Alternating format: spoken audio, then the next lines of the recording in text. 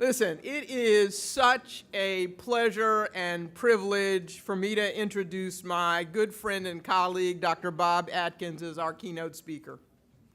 So as you probably read, Dr. Atkins is Director of New Jersey Health Initiatives and an Associate Professor at Rutgers University with a joint appointment in Nursing and Childhood Studies. He has a Bachelor's of Arts in Political Science and American Civilizations from Brown University, and a Bachelor of Science in Nursing from the University of Pennsylvania. I'm not going to read the rest of this. I'm going to just talk about Bob. So what I'm mostly going to talk about is what I did last Saturday with Bob, because first of all, as you can imagine, in the life that I lead, weekends are actually fairly precious to me. But when Bob Atkins calls and says, you know, I really want you to do something for some young people, and it's really important to me, you kind of got to say yeah, you know what I mean? So this Saturday, I spent the afternoon at Camp Okanagan. Who could get that right? Camp Okanagan, which, by the way, took forever to find, but I won't even go there. But we're at a program that New Jersey Health Initiatives is launching called the Next Generation of Community Leaders Initiative. And this really was a very powerful experience for me because Bob and his team brought together all of these 14 to 21-year-old people from cities around the state who, in their vision that I now share, will become the next generation of people not only sitting where you are sitting, but standing here and being part of these panels and carrying this work on. If you read Bob's bio, you know he's, for a long time, had a passion for issues related to children. If you see him in action at an event like I did on Saturday, that commitment becomes very palpable. And if you think about the kind of work that he's leading with New Jersey Health Initiatives, creating communities like ours in Newark that seek to build upon the work of the Robert Wood Johnson Foundation's Culture of Health Initiatives, you understand that he embodies the commitment to the hard work and the kind of change that will be required for us to get there. But he has assembled and leads a team of people that give me great confidence that we will indeed get there. And a lot of that has to do with the kind of energy and vision and commitment that Bob Atkins brings to this work. And so I am thrilled that he agreed to be our keynote speaker today, and I am thrilled to call him my friend. Welcome, Dr. Bob Atkins.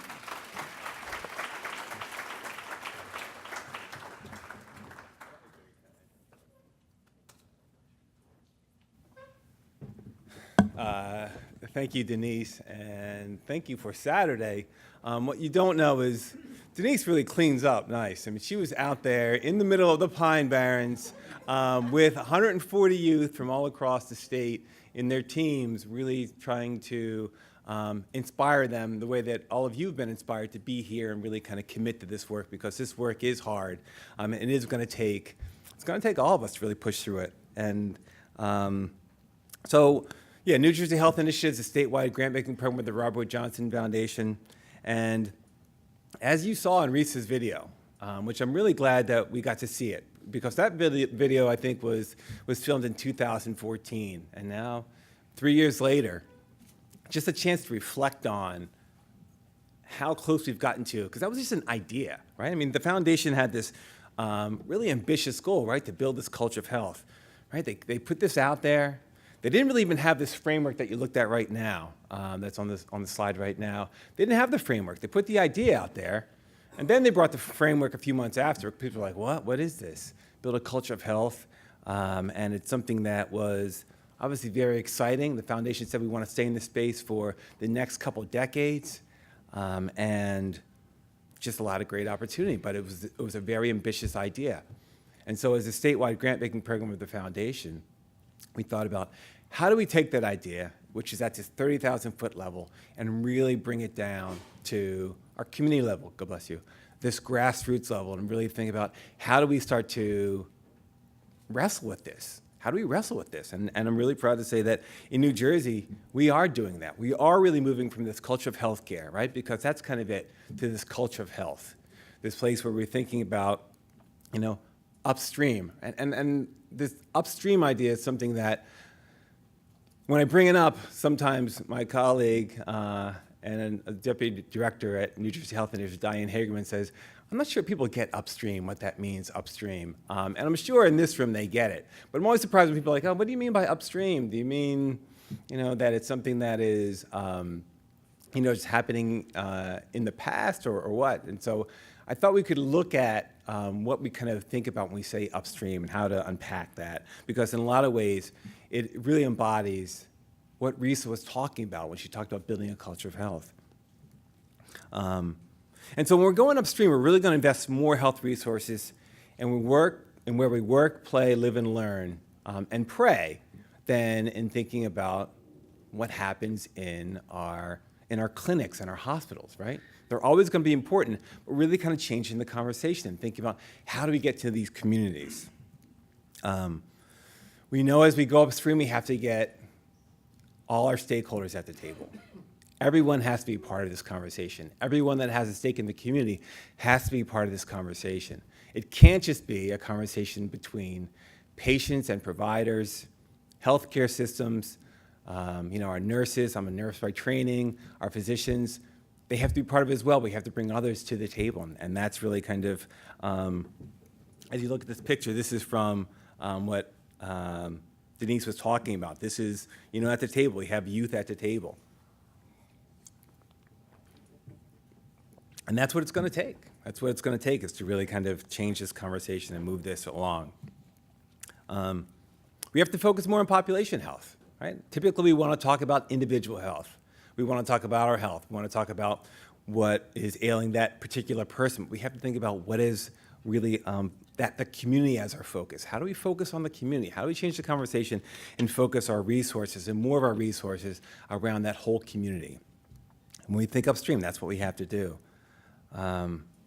We really have to increase opportunities for healthier living. And that's something that is controversial. We're not telling everyone what they have to do. We're not saying you have to eat right, you have to exercise. But what we want to do is make sure they have the opportunity to have the same health that I have, that my kids have, that my family has, that my community has. That's what we should want for everyone, for two reasons, at least two reasons. One, because it's a social justice health equity issue, right? I mean, that's part of having a just society, is that we really want to make sure that we have this opportunity. And the other piece is that we know it's easier. We know it's going to be easier to prevent obesity than reverse it, right? It's hard. We all know, right? As we get to be adults, it's hard to get that weight off. It's easier if we kind of don't get it on. And so, if we work at that front end, put more resources in the front end, we know that we're going to have a healthier society. And the conversation is different, right? We have to agree that things like transportation and high school graduation and think about employment and thinking about access to parks and playgrounds. These are all parts of our health conversation.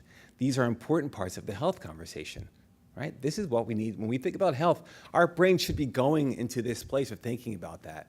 And sometimes we take it for granted, right? I mean, I have the good fortune to live in a community where I have access to parks and playgrounds. I can walk to a park and playground. But I think sometimes what we forget is that for those that are living in our most vulnerable communities, that's not something they can take for granted. And sometimes I think it's just hard to even take that perspective. Like, oh no, it's easy for me to walk out of the house. I can be at a park in a few minutes. But for those in our most vulnerable communities, they cannot do that. And so it's really important that that's part of the health conversation.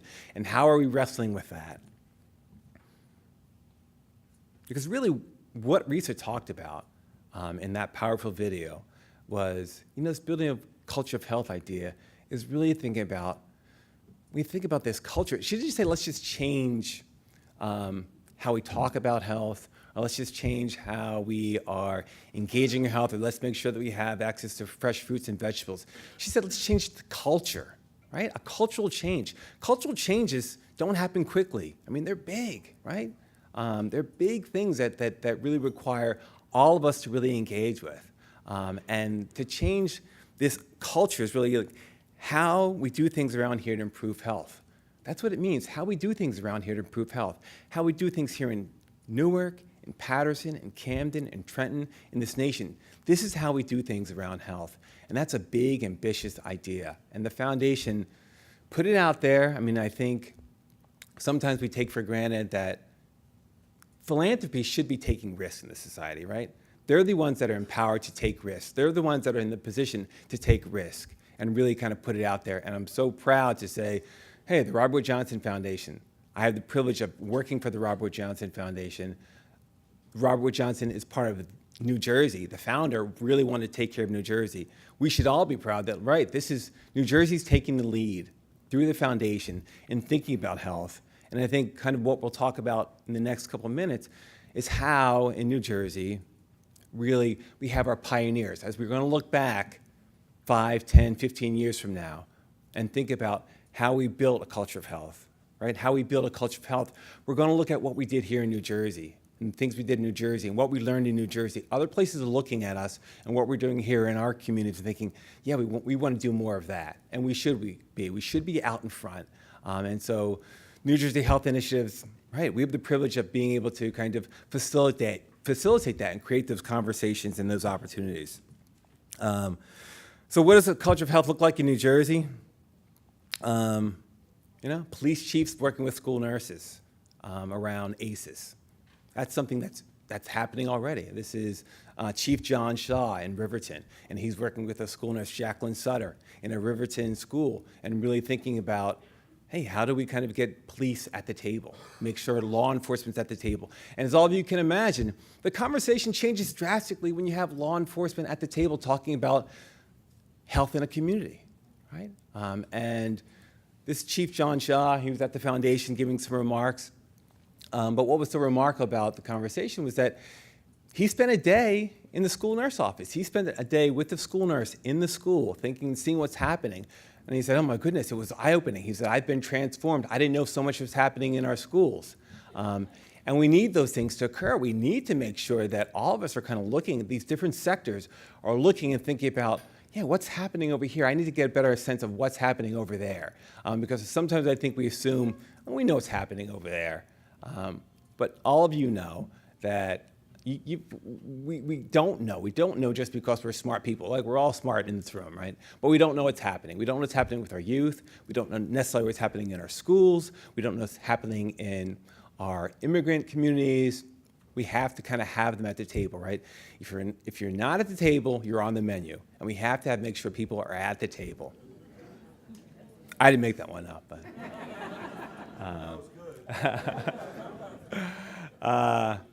Right here is mayors working with youth to feed school-age children during the summer, okay? This is Al Kelly.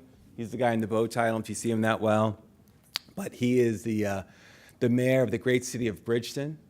And Al Kelly was with Denise Rogers, addressing our youth, really trying to inspire them, and he is inspirational. And he talked about the work that he's doing in Bridgeton around the summer feeding program, and he talked about this idea he had, right?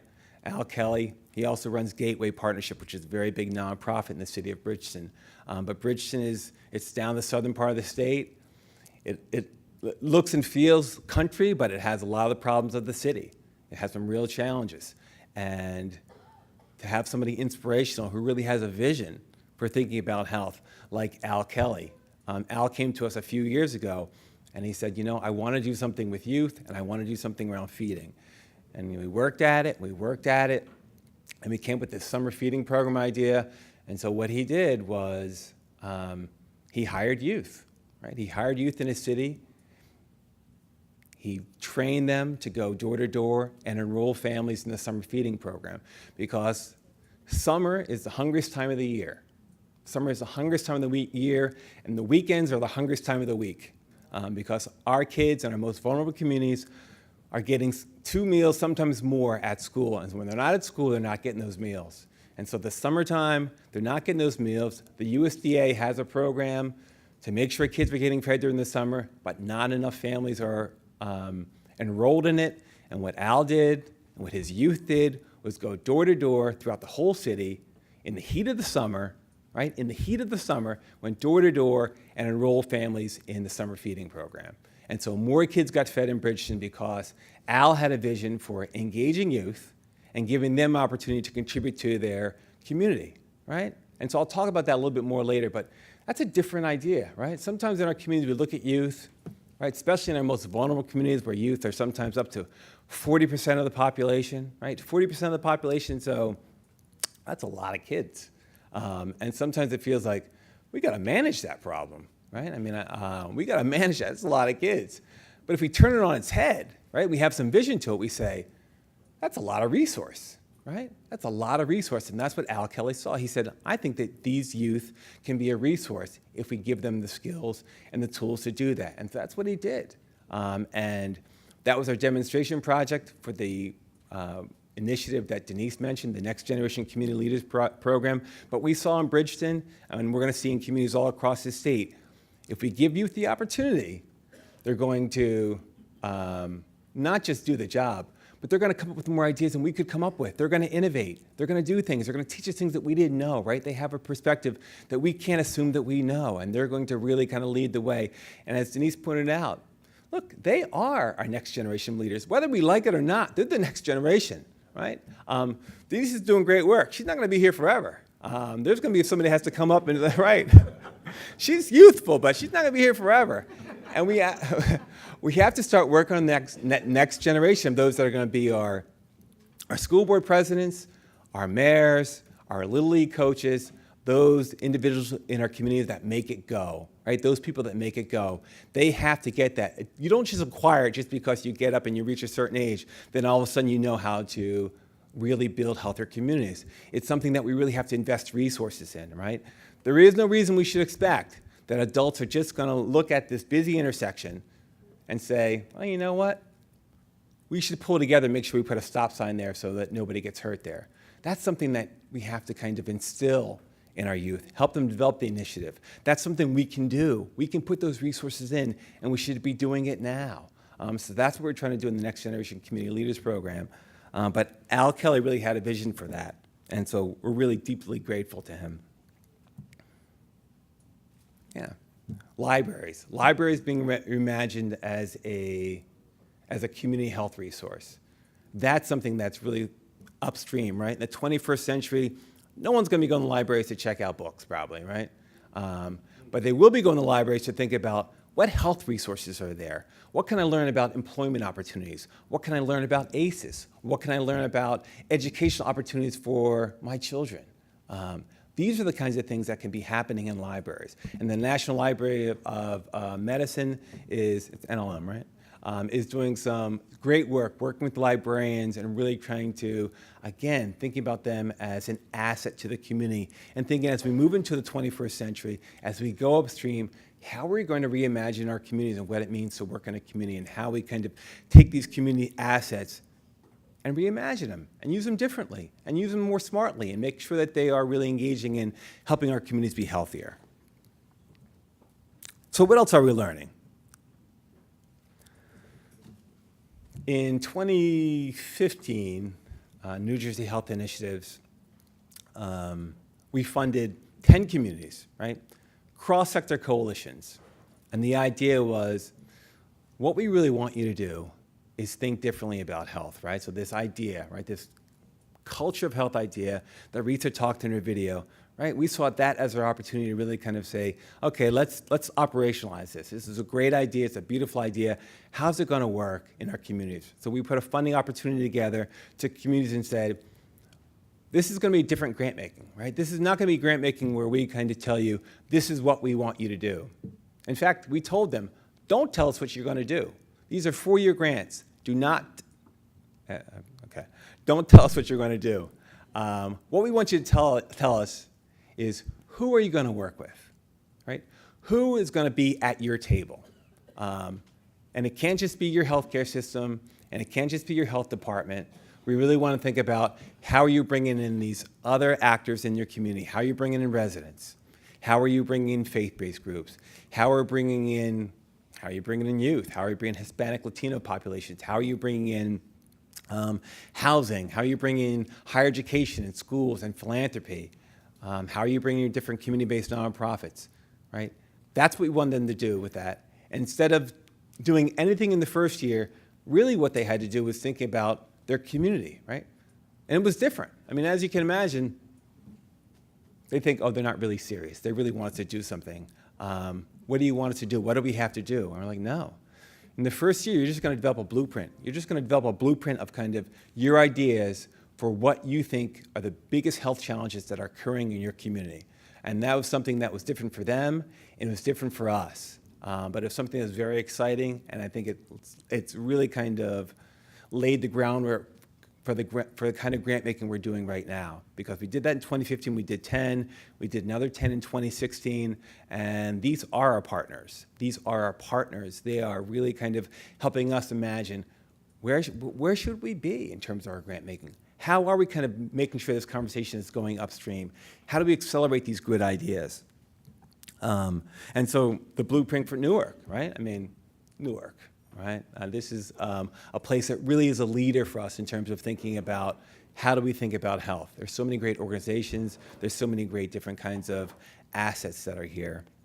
But yeah, as you heard from the panel, food and fitness, healthy homes, adverse childhood experiences, these are the spaces that we are really looking at. And every community is doing something different. So for example, in Cape May, in their blueprint, they have one thing on their blueprint, ACEs. ACEs, right? Adverse childhood experiences, and they're thinking about ACEs from a lot of different angles. They have their police chief thinking about it. They have a school superintendent. They have somebody from the business and commerce side. They have somebody from the healthcare system. They're all thinking about ACEs from different angles and really thinking about how they wrestle with that. And the beautiful part about that is what they realized, and we never would have thought this as a grant maker, we never would have thought of this, but what they realized was that if we address ACEs, we can use the same process to address other health issues, other health challenges in our community. So it's really exciting to us what's happening across the state around that. Another thing that we really are learning is that we have to be bottom up versus top down. Versus us coming in saying doing it our way, we really have to trust our communities. They know their communities much better than we could ever know them, and we have to really work with them, right? Rather than working for them or thinking that they're working for the community. They have to work with the community, and it has to be really something that's bottom up. Yeah, and these conversations are difficult. They're different, right? They require more resources. They require more time. They require more time because it's all about this trust, right? We have to build trust. We have to build trust between our community-based nonprofits, between our other sectors. We have to make sure we're speaking a common language because that trust becomes the lubricant that makes everything go faster, right? If I trust you, if I trust that I'm not going to compete against you for grant dollars, then maybe I'll let you know what I have over here, the resources that I have, right? Because we know that there are plenty of untapped, under-leveraged resources because we don't trust each other, because we're not having the conversations that we should have. And we have to really change that. Our communities really have, are really kind of moving forward and really upstream because they're building trust.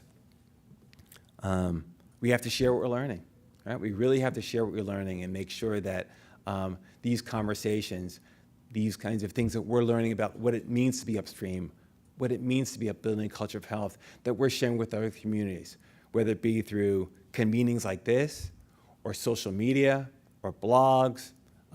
We have to share this. People need to understand this because this is really, it's not so much always about kind of, how are we, in some ways, how are we making a huge difference in one area, but how are we kind of really working as a community? How are we doing things? And it's different. And the conversation really has to start with, in all our communities, with assets, right? This asset-based community development approach, as opposed to what we don't have. Let's think about what we do have, right? And so we're even looking at Newark, right? Right here, we have people, right? We have people that are smart and thoughtful and energized and committed. We have Denise Rogers, we have Bob Johnsons, we have Junice Wilsons, we have all these people. We have a mayor here who is committed to youth, committed to really seeing the city really get stronger and more vibrant. that matters, right? That matters a lot. That's a huge asset. Obviously, we have some great institutions in the city of Newark. We have business and philanthropy, and we have youth. And really what we're trying to do, I mean, I think in our latest initiative is really think about how do we engage youth. And we have a team, the Abbott Leadership Institute. We have 11 teams. But the Abbott Leadership Team they're from Newark, and they get it. And they have coaches, and they're committed, and they're really going to be another asset for this community. And the way that we really want to envision it is with this funding, for youth to understand what it takes to become leaders, they have to be given the opportunity to lead, right? So we can't just go to them and say, you're going to do this, or you're going to do that. What we're doing over the next several months, right? So the youth started last weekend, and they're going to work until May. And what they're working on is a project that's going to become their summer employment in July 2018, right? They're going to come with a project, but they're not going to do it in isolation. They're going to do it in collaboration with the community, because that's the only way we do things in the community, right? We have to do things in partnership. So they're going to talk to Denise, and they're going to talk to the mayor, and they're going to talk to other leaders, and they're going to really kind of say, where can we start to make an impact? What work is going on that we can actually add to with our time, talent, energy as youth, right? They're not going to be able to go out and buy a health van and go out and really do a bunch of blood work. That's not the kind of tools that they have. But they can go to door. They could do a summer feeding program. They could do preschool enrollment. They could work on something around lead. There's things that they can do with their time, talent, and energy that make a lot of sense. And so we really want each community to kind of figure out what makes most sense in Patterson and Trenton and Camden and Bridgeton and Atlantic City. What makes sense in those communities? And the youth are going to really learn about that process. So we're very excited about it. Here's a couple pictures from that. They have coaches that are really working with them, who are really helping them to develop these tools, help to develop this initiative, their initiative, and really think about where they're moving. So it's very exciting work. We'd love you to kind of like follow us on Twitter and Facebook, and really just keep reaching out to us, because we are all about ideas. And your ideas really help us think about what it means to build a culture of health and how we're doing that. We are learning from you. We're learning with you what it takes to kind of take this conversation upstream and really have an impact. Thank you.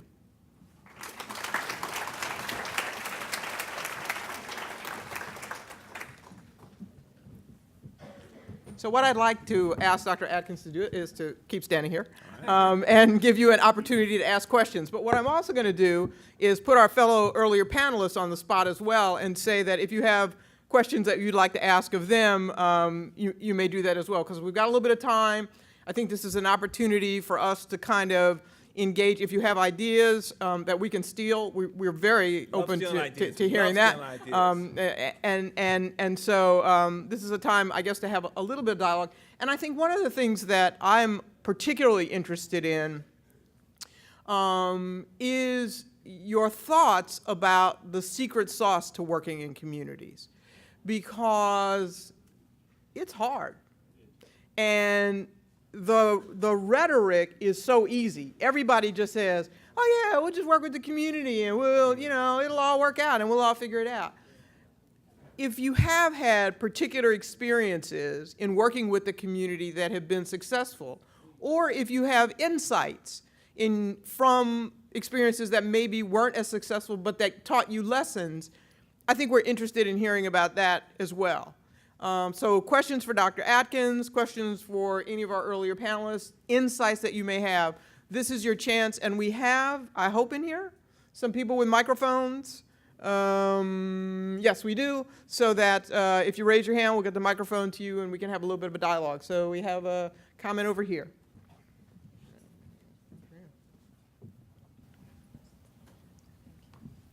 Hi there, everyone. My name is Fatima. I direct the National Trauma Advocacy Initiative at Equal Justice USA, and we lead police community trauma trainings to connect law enforcement to this conversation about trauma. So I was really pleased, Dr. Atkins, to hear you talk about the role that law enforcement can play in behavioral health, because we absolutely believe that. I'm curious, very excited about Robert Wood Johnson's role in building culture of health, because as an advocacy group, we really care about changing policy and systems, but we recognize that if the culture's not there, right, there's like this big gap. But I've been really thinking about and want to ask you, how do you assess culture change over time? How do you know when you're winning? In an advocacy campaign, it's really clear when the law changes, we've won, right? So we're thinking about that in terms of the Newark Police Department. How do you kind of create culture change? And we're thinking about it all across systems, because it has to do with communication, lots of things. So I wanted to ask that. And then the question about community, I'm really glad that you asked. And I have an organizing background and a background in psychotherapy, and I combine those capabilities, and I think it gives me a particularly interesting, nuanced window into addressing communities, especially communities that have experienced a lot of trauma. So what I wanted to offer up as the collective wisdom of the group is I think that affirming the pain and challenge that people have, their experiences, and recognizing that people want power, and that there are a lot of strategies people deploy to get power. And when we're offering people in these community meetings a space, they fill it up with, listen to me, understand my needs, and do something about it. And so I like to frame meetings in, what do you want us to know, right? How can we listen to you better? And what action can we take? And then hold us accountable for it, right? So my promise to you is that in 2 weeks, we'll get back. And it really goes well, right? When you structure it, like people come to meetings, you ask people to come out of their lives to show up. And they're like, well, what am I getting out of it? I mean, how many of you are like professional meeting goers, right? Like, I mean, you can really just spend all of your time. And so to say we're engaging with community and what it means for people to take time out of their lives to contribute to these projects, they want to know that their voice and their power really matters, and they want us to hold them, they want to hold us accountable for the time that we spend outside of those meetings really honoring what they've said. Right. So how do you measure success? Right, and so thankfully, Michael Yedidia and the Center for State Health Policy, who are working with us very closely on this Moving to Action initiative, that is a really hard question. How do we really measure this? How do we kind of really figure out what it means to be, what does it mean to build a culture of health? And where are we seeing that? And what entities in a community are engaged or aren't engaged, and who's staying at the table? Because I think when you look at, if you look at that framework that the foundation developed around building a culture of health, it's something that there's a lot of pieces to it. And it's something that it's slippery, it's hard, because, everyone can say, we have a coalition, but what does that mean in terms of how often people are coming, or what they're contributing to it, and who's not contributing, which voices are privileged over other voices, and we're wrestling with that. I mean, and a lot of it I think we have to do is understand that because it's so challenging, a lot of what we're going to have to do at this point is really make sure we're telling stories of really what are we learning here, because we're not going to measure this 15% decrease in obesity and say, we built a culture of health. It's not going to be something like that. It is going to be things like having school nurses and mayors working together, and having libraries use as other spaces, and how are we kind of doing that, and changing this kind of relationship and dynamic with law enforcement, which I'm glad you really brought up. So, and the community piece, Denise, she's been at this longer than I have. Notice how he keeps telling how old I am, right? Subtle. I want to respond though to that issue of how do we know when we're successful. And for me, the answer is easy. Getting to the answer is hard. The only way we'll know we're successful is if we change this data, if we narrow this life expectancy gap, if we eliminate health disparities. I mean, we have to keep in mind, all of this work is about one thing and one thing only, and that is improving people's health outcomes. So if we get people sitting in community rooms singing Kumbaya and everybody loves each other and it's all wonderful, but people are still dying prematurely, we have not done our jobs. It's about health outcome data. And our challenge, of course, is that we can't improve health outcome data unless we have fewer people who are poor, unless we have eliminate homelessness, all these things I talked about earlier. That's the challenge, but we gotta make the health outcome data better before we then have a big party in here and all sing hallelujah together. Yes. There's a microphone coming. Thank you. Hi, Jenny Rosen of Valverde. I'm with Rutgers Law School. I've had the privilege of working in this community and with this community since 2001. One of the things I'm most proud of is a program that we created with the community called HEAL Collaborative, which is a medical legal social work partnership that addresses the non-medical causes of health problems for children and families. And that's in partnership with people like Jeff Backstrand in the School of Public Health, the medical school, the pediatrics department, School of Social Work, the business school, and various others, including community members themselves. And we view the parents as active community partners. And that leads to my little tidbit, what I might have to offer to the group. To me, it's absolutely building trust, absolutely hearing the clients and letting them know that they're being heard. It's also involving them in the problem definition process. Because when Bob talks about going upstream, if we are not working with the population themselves to hear their definition of the problems and their take on the solutions, we will end up in the mess that we often end up in, where we have, to take an example of food, if there's a obesity issue, if we define the problem as food access, and it's really not food access, it's not having a microwave or a stove in the home. Or if it's really not food access, but not knowing how to cook because you never learned. Things like that, if we're not really tracing the causes as well as the causes of those causes, we're never gonna move upstream to be able to really address the issues with the community. So, one of the things we take pride in is having the community members themselves define those problems for us, and then taking an active part in working with us to resolve them. And through that, we're hopefully creating the self-determination of the population so that we don't create the revolving door of service delivery where they keep having to come back to us for help. Maybe the next time along the way, they know several steps that they can take before they again need to seek assistance from a lawyer or a social worker or whatnot. So.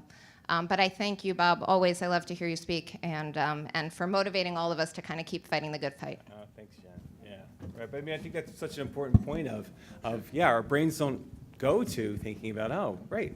We have to have the legal and the social work at the table. They have to be part of this conversation when we're talking about these health issues. When we're talking about things in housing or education or employment, really, we have to make sure that we have these other actors, make sure they're at the table as well, because these are all health issues.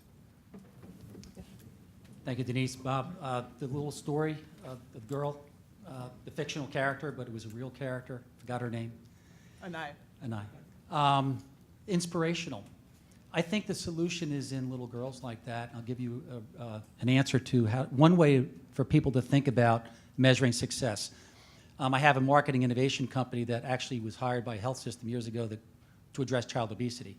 And it wound up called Activity Works, which has actually been in Newark, thanks to Johnson Johnson and Margareta Muniz, who I hope is here today. But as a matter of fact, we started thinking differently about, okay, we're not gonna see, by the way, we improved physical activity. Millions of minutes, calories burned by classroom.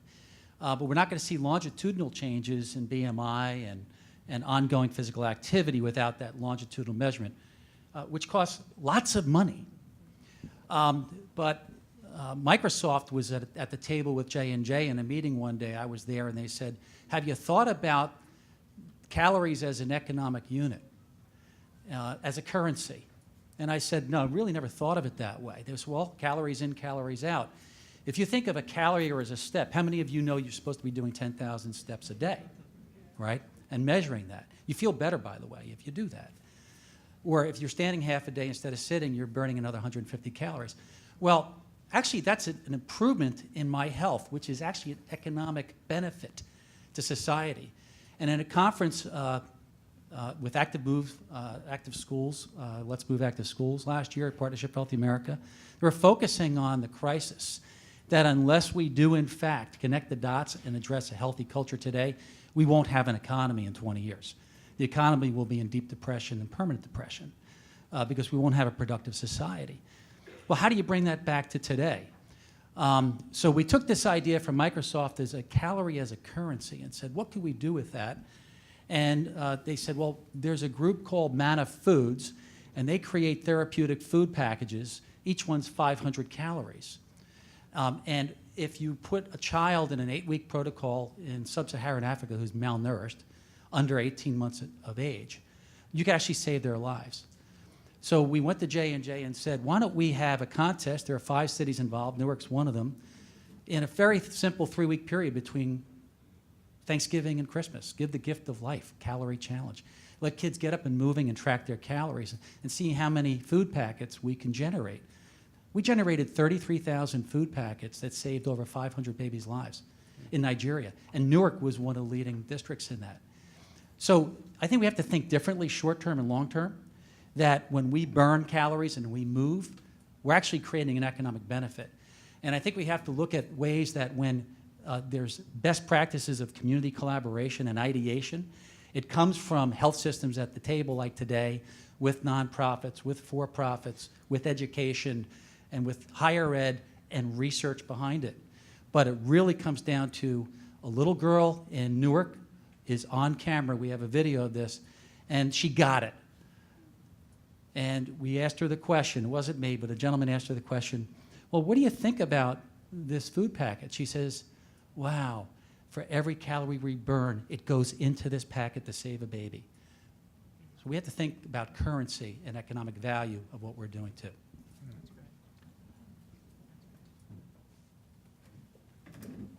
So we just have time for one last question or comment. Let's go over here, right here. Hi, Chantel Fletcher. I'm coming from the School of Public Health. As we speak about upstream prevention, I want to ask the panel members if there are any efforts in the realm of maternal child health, because so much of the health outcomes of our families and youth are shaped by what happens in utero. So I just wanted to ask if you guys thought of anything that targets maternal child health, like if you want women to breastfeed, which is also a protective factor for women, we have to make sure that women are eating right, because then they'll just turn to formula. So just thinking of more ways to go way upstream would be to focus on mothers and expecting mothers. So, as Bob described, one of the things that happened when we got this grant is we had a year to discuss what it was we were going to focus on. And so we had conversations about black infant mortality in particular, because that is a challenge that has existed not only in Newark, but actually throughout this country, probably since the time that we've been measuring health outcomes. Just for the record, the other issue we had a lot of conversation about was violence and whether or not we actually wanted to focus on that. I mean, I think the thing about working in a community like Newark is there's so many issues that we could target. So we actually chose, in part, not to work on issues specifically related to infant mortality, because there are a number of actually wonderful organizations and folks who are doing a lot of that work and doing a lot of that work really well. But I think the point that you're raising, your overall point, ties in very nicely to the areas that we are working on. So what do we know? We certainly know that the health of a woman before she gets pregnant has a significant impact on what her pregnancy is like and what her pregnancy outcomes are like. And so through our work in terms of food and fitness and in terms of really sort of helping people to manage their chronic illnesses and that sort of thing, we kind of enter that space indirectly through that. I think we probably made a pretty convincing case that women who've suffered multiple adverse childhood experiences are at very high risk for all kinds of problems, and many of those problems can manifest in that perinatal period as well. But I want to touch specifically on your issue related to breastfeeding. And so breastfeeding, while on the one hand, one of the challenges is making sure that women are eating well so that the content of their breast milk is appropriate and so they have enough and that sort of thing. The real challenge for us here in Newark around breastfeeding is culture. It really is this, we don't find it acceptable to see a woman with a baby to her breast out in public in this community. And that's got to change. I mean, you want to talk about something that is more natural than anything we can imagine, right? Before the close your ears, capitalist evil companies got involved in making formula and said, Owning stock in those companies? you know, feed your baby this because it's better than breast milk, lie, right? Everybody did it. But we've created a culture now, and it's particularly rampant, quite frankly, in the African American community, where we're like, oh, no, I can't do that, it can't be seen, it can't be right. We've so got to turn that around, because that's the fundamental cultural piece that. And so, as of this moment, I am so happy that all of you are now going to be ambassadors with me in promoting breastfeeding in the city of Newark. So thank you for that. Thank you. I think that's it. Let me thank Bob Atkins again for your wonderful talk.